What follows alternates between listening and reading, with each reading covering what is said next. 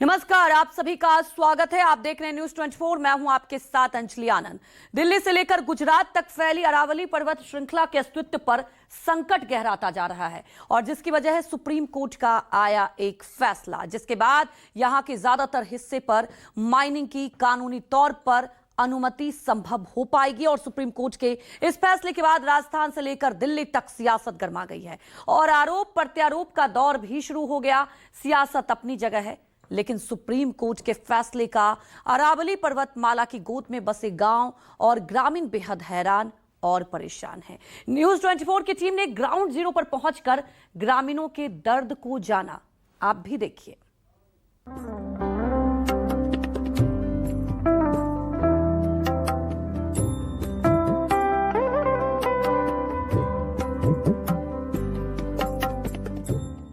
मैं अरावली हूं। 250 करोड़ साल से थार रेगिस्तान और उत्तर भारत के बीच खड़ी एक मजबूत कुदरती दीवार आज मेरे अस्तित्व पर संकट मंडरा रहा है, क्योंकि अब मेरी एक नई परिभाषा गढ़ती गई है और इस परिभाषा के लागू होने के बाद न केवल मेरे अस्तित्व पर बल्कि मानव समाज, वन्य जीवों के अस्तित्व पर भी संकट के बादल मंडराने लगेंगे।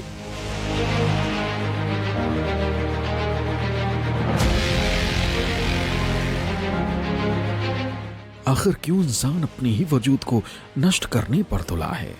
वो क्यों नहीं समझता कि मेरे अस्तित्व पर संकट का मतलब इंसानी वजूद पर संकट आना है? अगर इंसान अपने वजूद को बचाना चाहता है तो उसे मुझे लेकर गढ़ी गई नई परिभाषा को बदलना होगा। बेजुबान अरावली पर्वत श्रृंखला अगर बोल पाती तो शायद अपना दर्द कुछ इस तरह ही बताती। दिल्ली की रायसीना हिल्स से लेकर गुजरात के पालनपुर तक उत्तर भारत के 4 राज्यों का फेफड़ा बनी अरावली हिल्स के अस्तित्व पर संकट गहराता जा रहा है। हिंदुस्तान ही नहीं, दुनिया के सबसे लंबी पर्वत श्रृंखला को लेकर बहस सुप्रीम कोर्ट से लेकर सड़कों तक हो रही है और सवाल सिर्फ एक ही है,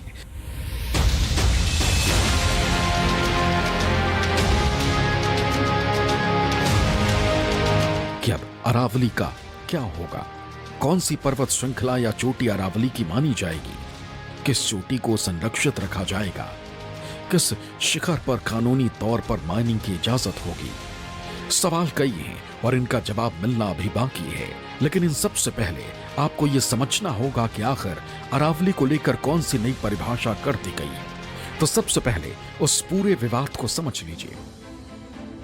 दरअसल अरावली को लेकर सुप्रीम कोर्ट ने 20 नवंबर को एक फैसला दिया है। सुप्रीम कोर्ट को केंद्रीय पर्यावरण मंत्रालय की तरफ से बनाई गई एक कमेटी की सिफारिशों को बताया गया, जिसके मुताबिक अगर किसी चोटी की ऊंचाई 100 मीटर से ज्यादा है तो उस चोटी के 500 मीटर के दायरे को अरावली रेंज माना जाएगा, जहां खनन की कोई इजाजत नहीं होगी। साथ ही अगर उस 500 मीटर के दायरे में कोई दूसरी चोटी 100 मीटर से ज्यादा ऊंचाई की पाई जाती है तो ये 500 मीटर की रेंज उस दूसरी चोटी के सेंटर से हो जाएगी, जिसे अरावली रेंज में गिना जाएगा।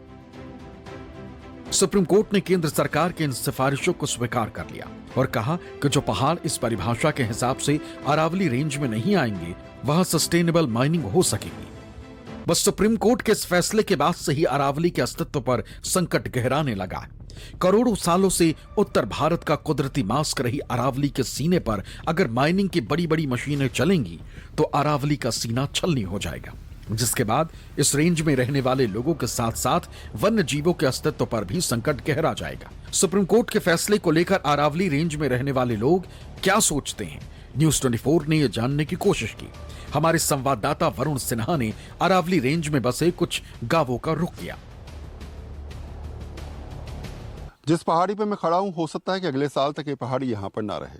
सुप्रीम कोर्ट ने एक नया फरमान दिया है, निर्णय दिया है और ये कहा है कि 100 मीटर से नीचे जितने भी पर्वतमाला हैं अरावली की, उनको खनन के लिए उपलब्ध कराया जाए। हालांकि पुनर्विचार याचिका इस पर है, लेकिन सवाल ये उठता है कि जितने भी लोग आसपास रह रहे हैं, जो तमाम पर्यावरण से जुड़े लोग हैं, वो ये कहते नजर आ रहे हैं कि एक बार फिर से सोचा जाए। और क्या अगर ये पहाड़ियाँ खत्म हो जाएंगी तो ऐसे में यहाँ पर रहने वाले वन्य जीव, यहाँ के पालन पोषण करने वाले वो तमाम जंतु या फिर कहीं ना कहीं वो लोग जो इससे जुड़े हुए हैं उनका भविष्य क्या होगा। और यही तमाम सवाल जानने के लिए हम लोग पहुंचे हैं हरियाणा के नूह, और इसके बाद मेवात जाएंगे और लगातार लोगों से बात करेंगे और जानेंगे कि आखिर ये पर्वतमाला अगर 100 मीटर से नीचे की खत्म होती है तो ऐसे में जीवन कैसे कटेगा, कितना प्यार है इन पहाड़ों से लोगों को, और कैसे सदियों से लगातार ये पहाड़ उनके जनजीवन का हिस्सा बने हुए हैं। तो चलिए चलते हैं, ज़रा दिखाते हैं असल कहानी कि किस तरीके से तमाम लोग फिलहाल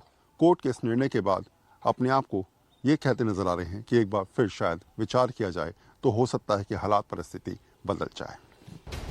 दिल्ली से होते हुए हमारी टीम सबसे पहले नूह मेवात के गांव सत्तावाड़ी पहुंची। सत्तावाड़ी गांव में अरावली रेंज की ऐसी 6 पहाड़ियां हैं जो 100 मीटर से नीचे और 50 मीटर से ज्यादा ऊंची, और इन पहाड़ियों के इर्द गिर्द बसती है करीब 5000 लोगों की आबादी।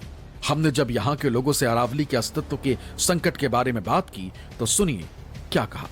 अरावली पर्वतमाला विश्व के सबसे प्राचीन पर्वतमालाओं में से एक है, और शायद यही वजह है कि इसके आसपास रहने वाले लोग जो हैं वो सदियों से इस बात को बखूबी जानते हैं कि ये है तो जीवन है, और ये नहीं तो ऐसे हालात में फिर कुछ भी नहीं। अगर मैं आपसे पूछूं तो ये पहाड़ आज है, कल शायद ना हो। कई बार लगता है कि जिसको देख देख के बचपन गुजारा, सदियां गुजर गई इस पहाड़ को यहाँ होते हुए, कल शायद ना हुआ। ऐसी परिस्थिति में कितना असर आपके जीवन पर पड़ने वाला है? सर, जिस तरह जमीन हमारी मातृभूमि है, उसी तरह ये पहाड़ हमारे पिता हैं। हमें यहीं पले बढ़े हैं, हमारा जीवन इन पत्थरों पर खेलते बड़ा हुआ है, और पहाड़ियों से हमें बहुत सारे फ़ायदे हैं। एक तो हमें शुद्ध हवा मिलती है, दूसरा हम यहाँ से लकड़ियाँ भी, पत्थर भी, ये सारी चीज़ें जो हमारी रोज़मर्रा की ज़िंदगी की हैं वो हम करते हैं। अब जो सुप्रीम कोर्ट का जो फैसला आया है तो हम चिंतित हैं पूरी तरह, और हम याचिकाएं भी डाल रहे हैं इस मामले में। हमने प्रदर्शन भी किया है, ज्ञापन भी दिए हैं, और हमारी जो कोशिश है, हमारी गांव की जो पंचायत हैं वो भी बड़े स्तर पर पंचायत है, हम गांव में आयोजित कर रहे हैं। और जिस दिन से ये फैसला आया, हर गांव का बुजुर्ग से लेकर बच्चा सब दुखी है। वो सब चाहते हैं कि जो सरकार ने एक परिधि तय की है 100 मीटर की, इसमें तो हमारी पहाड़ी चली जाएगी। तो ये समझ ले कि मेवात के जो 100 गांव हैं इस परिधि में आ रहे हैं, जहाँ छोटी छोटी पहाड़ियाँ हैं और जो 100 मीटर से कम है। हम तो बड़े दुखी मन से कह रहे हैं, सरकार को इस पर पुनर्विचार करना चाहिए। कौन सा गांव है सर आपका? मेरा सांटावाड़ी है। सातावाड़ी की बात करूं तो यहाँ कितनी आबादी है लगभग? यहाँ करीब 3000 के 3000 करीब है। कितने पहाड़ ऐसे हैं जो इस दायरे में आ रहे हैं? ये काफ़ी गांव हैं ऐसे। शब्दों में समझेंगे बातों को अगर आप, तो समझ पाएंगे कितना ज़्यादा इमोशन के साथ इनका जीवन यहाँ से जुड़ा हुआ है। अब सवाल ये उठता है कि मामला कोर्ट में है, फिलहाल चीज़ें चल रही हैं, लेकिन इसके अलावा सवाल इस बात पे भी उठता है कि आखिर जितने लोग इससे जुड़े हुए हैं, इन पहाड़ों से जुड़े हुए हैं, ऐसे में उनका भविष्य क्या होगा। पर्यावरणविद ये कहते भी नजर आ रहे हैं, केवल लोगों की मत सोचिए, वन्य जीव सबसे ज़्यादा प्रभावित होने वाले हैं यहाँ पर। और ऐसे में ये श्रृंखला दिल्ली से गुजरात तक जाती है तो परिस्थिति क्या होने वाली है। यहाँ के हालात नूह या फिर हरियाणा या राजस्थान या फिर दिल्ली के सब देख सकते हैं, लेकिन अगर आगे बढ़ेंगे तो वहाँ के हालात और तस्वीर भी शायद आपको अलग नजर आएगी। फिलहाल कहीं और चलते हैं, वहाँ की तस्वीर भी दिखाएंगे और समझाएंगे आपको किस तरीके से लोग फिलहाल इस फैसले के बाद थोड़े डरे सहमे हैं और सोच रहे हैं आगे क्या होगा। तो मैं आपसे पूछूं तो ऐसे कितने मकान हैं यहाँ पर इस पहाड़ पर? तो काफ़ी मकान है, जिसको 70-80 मकान है ऐसे। तो ये तो यहाँ बहुत परेशानी हो जाएगी पहाड़ के जाने से। ये लोग परेशान हो जाएंगे, कहाँ बसारत करेंगे जी, कहाँ जाएंगे, प्लान करके यहाँ से कहाँ भागेंगे। तो ये सारे मकान जो है वो पीढ़ी दर पीढ़ी चलते रहे, यानी कि 4-4, 5-5 पीढ़ी बदल गई जिनकी यहाँ बसारत कर रखी है काफ़ी दिन से। ऐसे कोई दिक्कत नहीं है। यानी ये परिवार को बसे हुए करीब 80-90 साल 100 साल भी? हाँ, 100 साल हो गए जी, 80-90 साल हो गए एक परिवार के यहाँ रहते। अच्छा, हाँ, काफ़ी दिन हो गए जी। तो 70-80 मकान जो है वो उस पूरे पहाड़ पर बसे हुए हैं? पहाड़ पे बसे हुए हैं जी, पूरे 70-80 मकान पूरे पहाड़ पे बसे हुए हैं वहाँ से। और वहाँ तक भी है जी मकान, तो पार जहाँ तक पहाड़ी है वहाँ तक मकान है वहाँ तक। अच्छा, हाँ, काफ़ी मकान है जी। ये आधार कार्ड सब बना हुआ है? सब कुछ बना हुआ है, प्रूफ सब बना हुआ है? हाँ, सब कुछ बना हुआ है जी। वोटर ID सब कुछ पुराने, सब कुछ है जी। सब इसी पहाड़ी का नाम पता लिखा? हाँ, इसी पहाड़ी का नाम लिखवाते हैं जी। अच्छा, हाँ। अच्छा, कुछ और घर भी हैं यहाँ पर, उनसे पूछ लेता हूँ। कितने साल से रह रही हो आप यहाँ पर? बहुत दिनों से रह रहे हैं। और जब शादी होके आई थी आप तो यहीं पे आई थी? हाँ आधार कार्ड यहीं का बना हुआ है? हाँ है, एक बना हुआ है। अच्छा। हाँ और पता चला कोर्ट ने फैसला दिया है तो हटाने की बात की जा रही है। 100 मीटर से नीचे ये पहाड़ी है, तो ऐसे में इस पहाड़ी को जो है खनन के लिए दे दिया जाएगा, तो आपको हटना पड़ सकता है यहाँ से। कैसे करेंगी? कहाँ जाएंगी?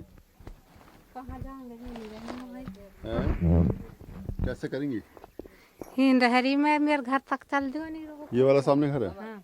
काफी दिन से अच्छा। यहाँ सब परिवार पूरा दिन से रह रहा है, कई पीढ़ी अच्छा, कौन सा घर है ये सामने वाला? हाँ अच्छा, नियाली रहूँ मैं तो भाई। अकेली रहती हैं? हाँ बाकी बच्चे कहाँ हैं? बच्चा तो नियाला रहे जा रहा है। अच्छा, उनका भी घर यहीं बन गया है। हाँ आप अपना घर यहाँ बना रखा, कितने साल से बना हुआ है घर ये? ये तो मेरी बहन को। अच्छा। सुना आपने, अरावली की गोद में बसे इन गांवों और यहाँ रहने वाले ग्रामीण, चाहे वो बच्चे हो या बुजुर्ग, हर कोई अरावली के अस्तित्व पर आए संकट को अपने अस्तित्व पर संकट ही बता रहा, अपनी रोजी रोटी और वन्य जीवों के लिए खतरा बता रहे। अपने सफर को जारी रखते हुए हम आगे बढ़े। अब हम नूह के ही एक दूसरे गांव नागल मुबारकपुर पहुंचे।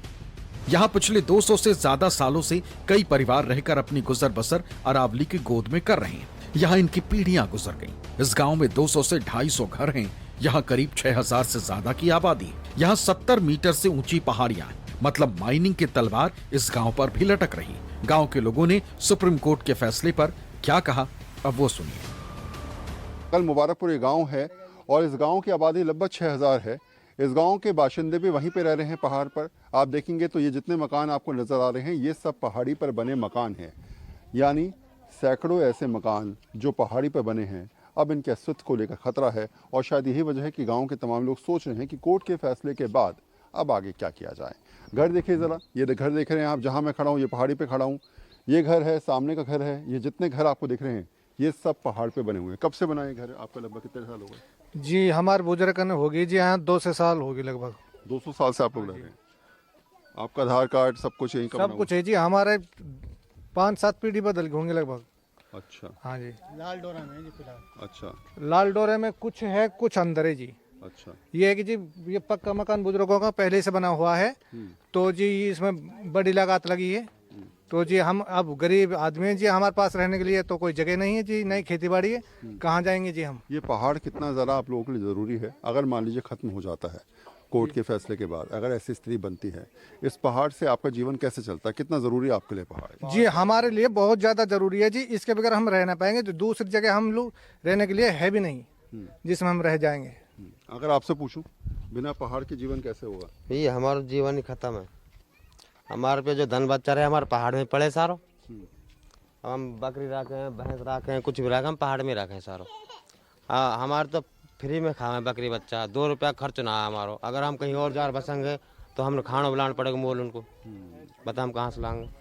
अभी धंधा पानी कुछ है ना है, अब मजदूरी करा। हाँ अब हमने मकान बना रखा, ये टूट गया तो हम पे कहाँ रहेगा।